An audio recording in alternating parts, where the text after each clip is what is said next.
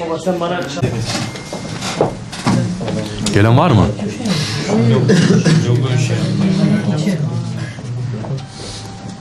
Gelen yok herhalde. tamam. Değerli üyelerimiz, hoş geldiniz. Siyasi irade kararına sahip çıkmalı, eski Türkiye'nin hortlanmasına geçit vermemelidir. 2013 yılında toplumun büyük çoğunluğun beklentileri üzerine hukuk devleti olmanın ve demokratikleşmenin bir gereği olarak andımız kaldırılmış ve sivilleşme adına önemli bir kazanım elde edilmişti. Gerici, baskıcı, militarist, totaliter zihniyetin ürünü olan öğrenci andının kaldırılmasına, toplumsal barışın ve uzlaşının sağlanması, demokratik bir Türkiye'nin inşası adına Eğitim Bir Sene olarak biz de destek vermiştik. Ancak Danıştay 8. Dairesi idarenin takdir hakkını hiçe sayarak hukuki denetimi dışına çıkıp hiçbir pedagojik ve bilimsel verilere dayanma ihtiyacı duymadan ilköğretim okullarında öğrenci andını kaldıran yönetmelik hükmünü iptal etmiştir. Pedagojik veya hukuki hiçbir dayanak göremediğimiz gerekçeli kararda ülke gerçekliği ve toplumsal mutabakat bir yana uluslararası hukuk ve anayasa dahi görmezlikten gelinmiştir.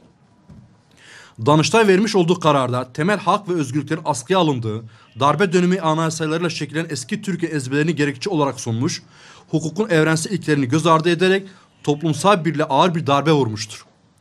Dayatmacı, ayrımcı, dışlayıcı, Türkiye'nin taraf olduğu başta çocuk hakları sözleşmesi olmak üzere birçok uluslararası sözleşmeye ve doğal hukuka aykırı, eski Türkiye'nin en önemli vasfı olan toplum mühendisliğinin tezahürü, farklılıkları yok sayan hatta zor kullanaklı değiştiren, tektipleştirme politikasının esas alındığı, militarist toplum kurma özleminin ürünü olan andımızın tekrar hortlatılması sonucunu doğuracak bu kararı kabul etmediğimizi dile getiriyoruz.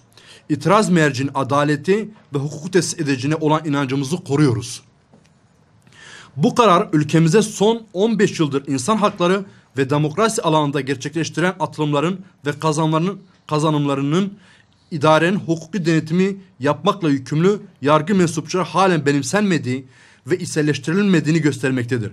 Ne yazık ki yargıyı askeri darbelerle şekillendiren müesses nizamın temsilcisi konumuna indirgeni eski Türk alışkanlığının hala devam ettiği görülmektedir.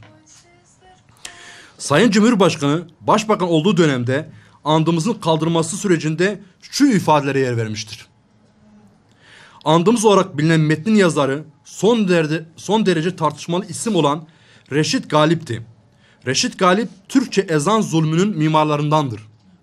Aynı Reşit Galip insanları kafataslarına göre sınıflandıran sözüm ona bir bilim insanıydı.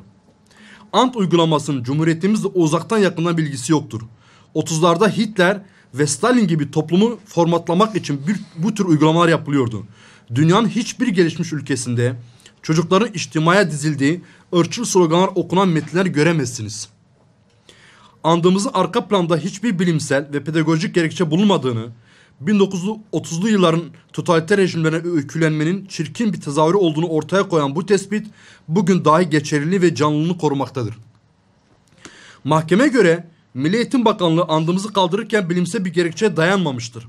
Ancak aynı mahkeme andımızın kaldırılmasının eğitime etkileri ya da andımızı gerekliliği konusunda hiçbir bilimsel gerekçe öne sürememiş. Kararını hiçbir bilimsel veriye veya araştırmaya dayandırmamıştır. Yine kararda öğrenci andının kaldırılmasındaki eğitim biliminin gerekleri ve pedagojik formasyon ilkeleri bakımından araştırma, inceleme ve tespit yapılmadığı ileri sürülmektedir. Oysa ki kararın dayanağı kılınan Milli Eğitim Temel Kanunu ve uzun sürede uygulamakta oluşunun arkasında eğitim bilimin hangi gereklerin ve hangi pedagojik formasyon ilkelerinin olduğu mahkemece göz ardı edilmektedir.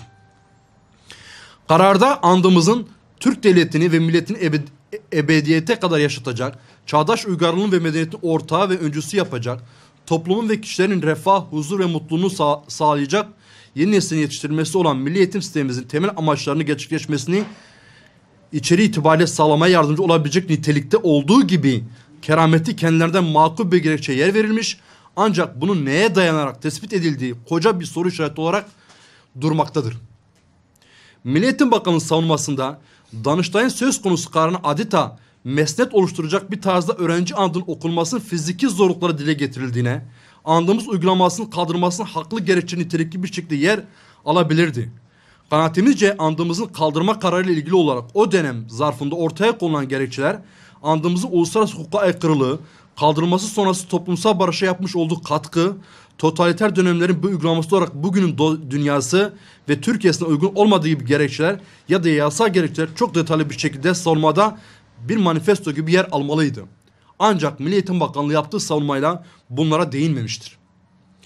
Buradan Sayın Cumhurbaşkanı'na, Milli Eğitim Bakanlığı'na 2013'te verdikleri bu kararın arkasında durma çağrısı yapıyoruz. Bu konuda sorumluluk siyasi iradenindir. Danıştay'ın aldığı ideolojik nitelikteki bu karar öncelikle toplumsal barışa ve siyasi iradeye yönelik bir girişimdir.